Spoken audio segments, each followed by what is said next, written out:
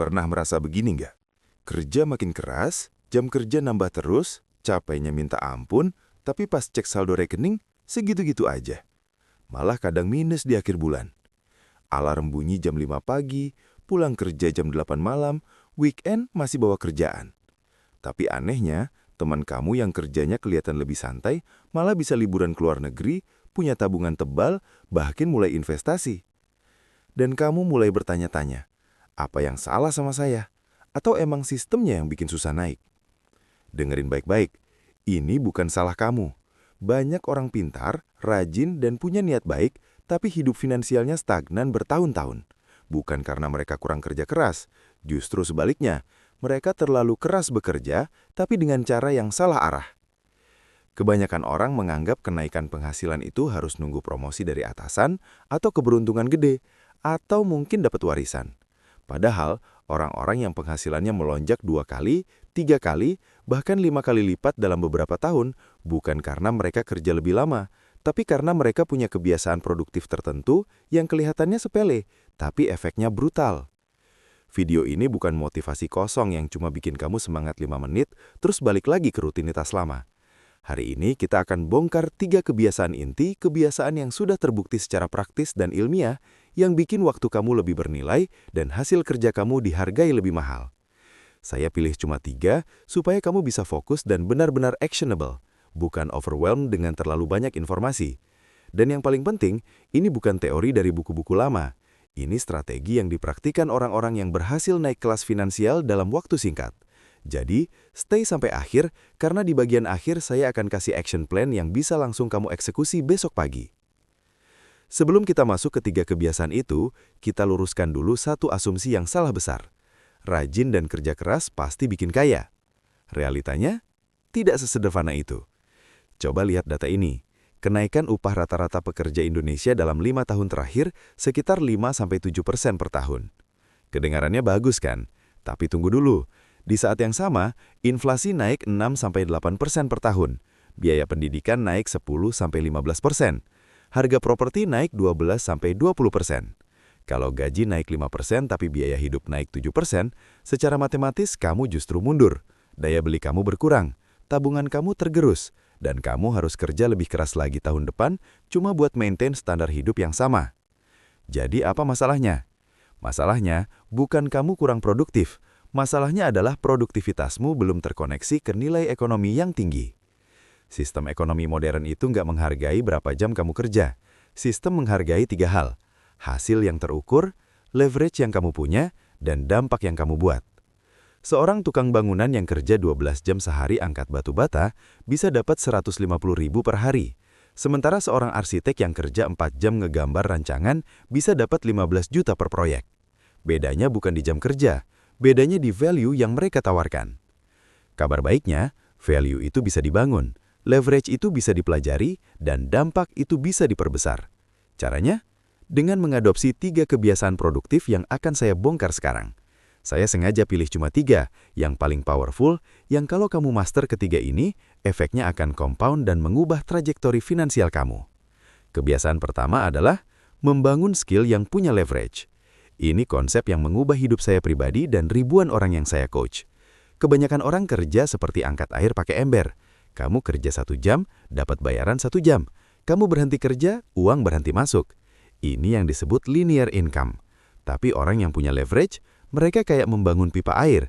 Mereka investasi waktu dan energi di depan untuk bangun sistem, skill atau aset. Dan setelah sistemnya jalan, aliran uang terus mengalir meski mereka berhenti angkat ember. Apa itu skill leverage? Skill leverage adalah kemampuan yang memungkinkan kamu menghasilkan uang berkali-kali dari 1 kali usaha, bukan tergantung jam kerja. Berikut contoh skill dengan leverage. Sales dan negosiasi, 1 deal bisa bernilai ratusan juta, bahkan miliaran rupiah. Content creation, 1 video bisa ditonton jutaan orang, menghasilkan passive income bertahun-tahun. Building systems dan automation, 1 sistem bisa melayani ribuan orang sekaligus. Coding dan development, 1 aplikasi bisa dipakai jutaan user. Investing dan financial planning, uang kerja untuk kamu 24 jam dalam seminggu. Teaching dan course creation, 1 materi bisa dijual ke ribuan siswa. Case study 1, guru les. Guru A ngajar private 1 lawan 1, Maksimal 30 siswa per bulan, income 15 juta, sudah capek maksimal. Guru B bikin kursus online, punya 5.000 siswa dengan harga 200.000 per orang, income 1 miliar dalam setahun. Bedanya, leverage. Guru B kerja sekali, bikin konten, tapi hasilnya bisa dijual berkali-kali. Case study 2, desainer grafis. Desainer A terima order desain, bayaran per proyek, maksimal handle 20 proyek per bulan, sama dengan 10 juta. Desainer B bikin template di platform seperti Creative Market atau Canva. Setiap template terjual otomatis, bisa ratusan kali sehari. Income 50-100 juta per bulan pasif. Naval Ravikant, salah satu investor paling sukses di Silicon Valley bilang, "You will not get rich renting out your time. You must own equity, a piece of business to gain your financial freedom." Artinya, kamu nggak akan kaya cuma jual waktu. Kamu harus punya kepemilikan entah skill, sistem, atau aset yang bisa menghasilkan tanpa kamu harus aktif tiap saat. Sekarang tanya diri kamu, skill apa yang saya punya sekarang? Apakah punya leverage atau linear? Kalau masih linear, skill leverage apa yang bisa saya pelajari dalam 3-6 bulan ke depan? Bagaimana cara saya mengubah skill existing saya supaya punya leverage? Contoh sederhana, kamu jago masak. Jangan cuma terima catering yang terbatas waktu dan tenaga.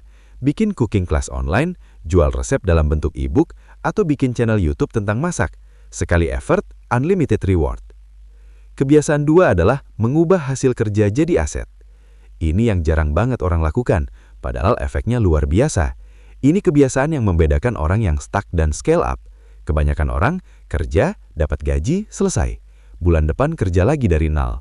Mereka kayak hamster yang lari di roda, capek terus tapi nggak kemana-mana.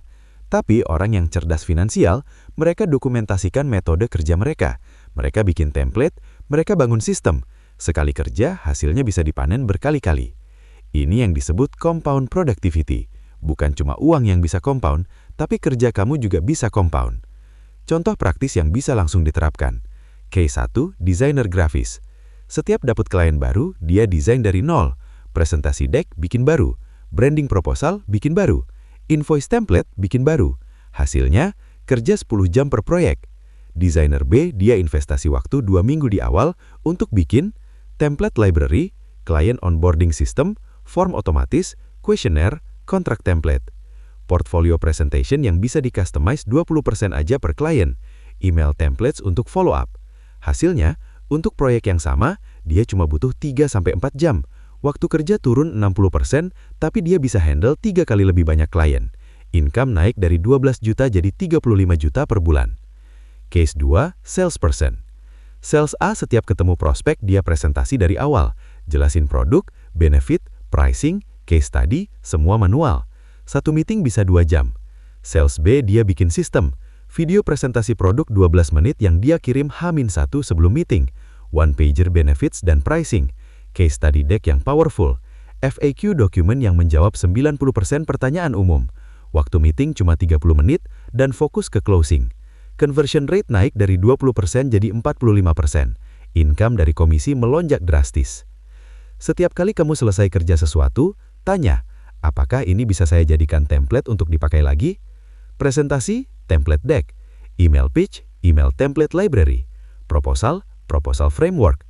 Apakah ini bisa saya otomasikan? Manual input data, pakai tools automation. Scheduling meeting, pakai Calendly. Invoicing, pakai software accounting. Apakah ini bisa saya jadikan produk digital? Expertise, online course. Proses, e-book atau guide. Experience, consulting package. Kebiasaan 3 adalah bermain di lingkaran yang lebih mahal. Kebiasaan 3 ini mungkin yang paling underrated, tapi impact-nya paling besar dalam jangka panjang. Jim Rohn pernah bilang, "You are the average of the 5 people you spend the most time with." Artinya, kamu adalah rata-rata dari 5 orang yang paling sering kamu habiskan waktu bersama mereka. Dan ini benar banget, especially dalam konteks finansial dan profesional. Nah, banyak yang tanya mengapa environment matters itu penting. Kalau lingkungan kamu menganggap penghasilan 5 juta per bulan udah cukup banget, mindset kamu akan tercap di angka itu. Kamu nggak akan terpicu untuk push lebih jauh.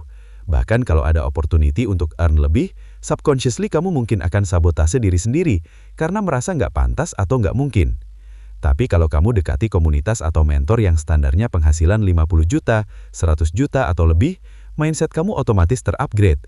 Kamu akan lihat cara berpikir mereka yang beda, strategi dan taktik yang mereka pakai, standar kerja dan quality yang mereka pegang, opportunity yang mereka lihat yang mungkin kamu nggak pernah aware sebelumnya. Ada konsep dalam psikologi yang disebut social contagion, perilaku, mindset dan kebiasaan itu menular seperti virus. Research dari Harvard dan University of California menunjukkan kalau teman dekat kamu obesitas, chance kamu jadi obesitas naik 57%. Kalau teman kamu happy, chance kamu jadi happy naik 25%.